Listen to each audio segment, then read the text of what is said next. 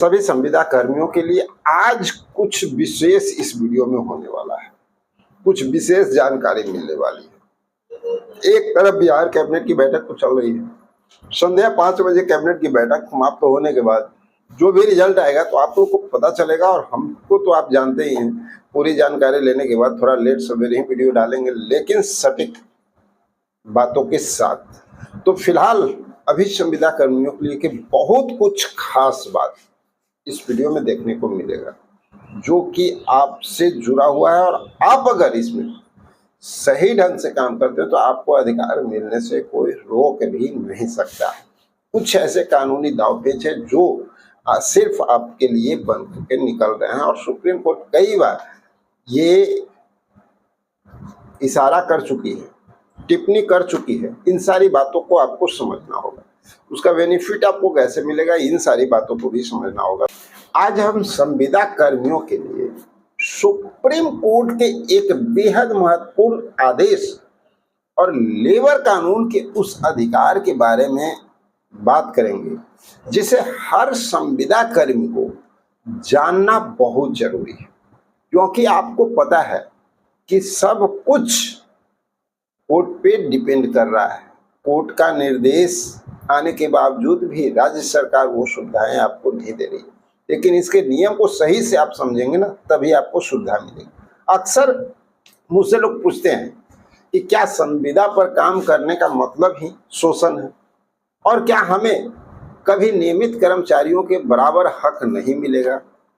साथियों, supreme court ने अपने कई ऐतिहासिक फैसले में सम्मान काम सम्मान वेतन, यानी equal pay for equal work के सिद्धांत पर बहुत स्पष्ट टिप्पणी की। हमारे संविधान अनुच्छेद 39D कहता है कि राज्य को समान कार्य के लिए समान वेतन सुनिश्चित करना चाहिए।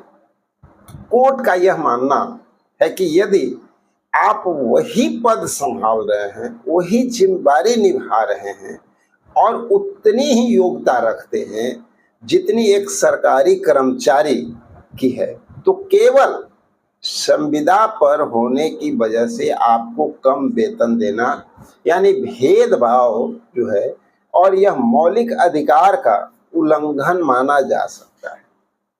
तो आप समझिए, हर तरह से सुप्रीम कोर्ट बात को समझा रही है।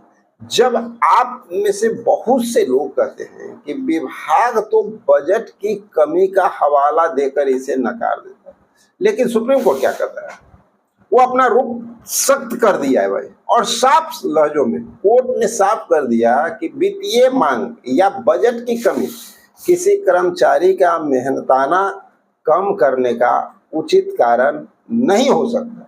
ये अगर होता है तो बहुत गलत है, और ये बहाना ही सरकार ने बनाती है। यदि काम जरूरी है तो जो खाली पद है ना, उस पे व्यक्ति जो संविदा पे काम कर रहा है वो समान वेतन का पूरा हकदार रखता है। ऐसा नहीं है कि आप उसको नहीं रखिएगा, संविदा वाले को रख करके काम भी लेना है और पूरा वेतन भी देना है, ये आपका संविधान कहता है। अब सवाल ये है कि आप अपने इस अधिकार को कैसे हासिल करेंगे, है ना। समस्याएं तो हैं, वही जानकारी है, लेकिन हासिल नहीं कर सकते। इसके लिए आपको 3 कदम उठाना बहुत जरूरी होगा, पता है। पहला, अपने काम और अपनी जिम्मेदारी का एक स्पष्ट लिखित ब्यौरा आपको तैयार करना। दूसरा नंबर, RTI यानी सूचना के अधिकार के उपयोग करना है। आप अपने विभाग से RTI डालकर यह जानकारी मांग सकते हैं कि उसी पद पर काम कर रहे अन्य नियमित कर्मचारियों को क्या वेतन मिल रहा है भाई। तीसरा और सबसे महत्वपूर्ण कदम, सामूहिक रूप से अपने विभाग अध्यक्ष को पत्र सौंपना है। अकेले नहीं, सामूहिक रूप से। जब आप अकेले अपनी बात रखते हैं तो उसे नजरअंदाज किया जा सकता है, लेकिन जब आप पूरी टीम या ग्रुप के साथ अपना पक्ष वहां पर रखेंगे ना, तो विभाग को उस पर कानूनी रूप से जवाब देना पड़ता है। साथियों, कानून आपकी ढाल है, लेकिन उसे इस्तेमाल करना आपको आना चाहिए, और अगर नहीं आता है तो कानून आपके लिए नहीं है। घबराना बिल्कुल नहीं है, अपनी आवाज उठाएं, ध्यान रखें कि यह सारी जानकारी मैंने आपको कानूनी जागरूकता के उद्देश्य से दी है। अगर आपके विभाग में स्थितियां बहुत अधिक जटिल है तो किसी स्थानीय लेबर लॉ वकील से सलाह जरूर लीजिए। मुझे उम्मीद है कि आज की यह जानकारी आपके काम आएगी। क्या आपके विभाग में भी वेतन को लेकर भेदभाव हो रहा है? कमेंट में बताइएगा। और हाँ, अगर आप चाहते हैं कि मैं आपकी मदद के लिए फॉर्मल लेटर का जो एक ड्राफ्ट तैयार करूं जिसे आप अपने विभाग में दे सकें, तो कमेंट में एस लिख करके मुझे बताएं और हम आपका सहयोग जहां तक बनेगा वहां तक करने का प्रयास करेंगे। और आज की जो कैबिनेट की बैठक है, कैबिनेट की बैठक में आपके लिए क्या कुछ आ सकता है, आपकी मांगों को मानी जा सकती है, कौन कौन से संविदा कर्मी ऐसे हो सकते हैं जिनके लिए कुछ बड़ा अहम फैसला भी आ सकता है, उसकी जानकारी भी आप लोग को हम देते हैं, बताते हैं कि आखिर हो क्या रहा है अंदर खाने। लमसम संविदा कर्मियों पे मुद्दा पूरी तरह से गरमाया हुआ, चर्चा का विषय संविदा कर्मी बने हुए हैं, आउटसोर्स कर्मचारी बने हुए हैं, दैनिक वेतन भोगी कर्मी बने हुए हैं। एक महत्वपूर्ण बात, चाहे कोई भी विधायक, मंत्री हो, नेता हो, किसी से ये बातें छुपी हुई नहीं। आप जब भी लेटर लेकर के जाते हैं, जब भी आपके लीडर जाते हैं, तो आश्वासन आपको हर जगह मिलता है। लेकिन समस्या क्या आती है? आश्वासन मिलता है, सदन में बातें होती है, आप पे राजनीति होता है, कभी वो विपक्ष में रहेंगे तो वो बोलेंगे, कभी वो विपक्ष में रहेंगे तो वो बोलेंगे।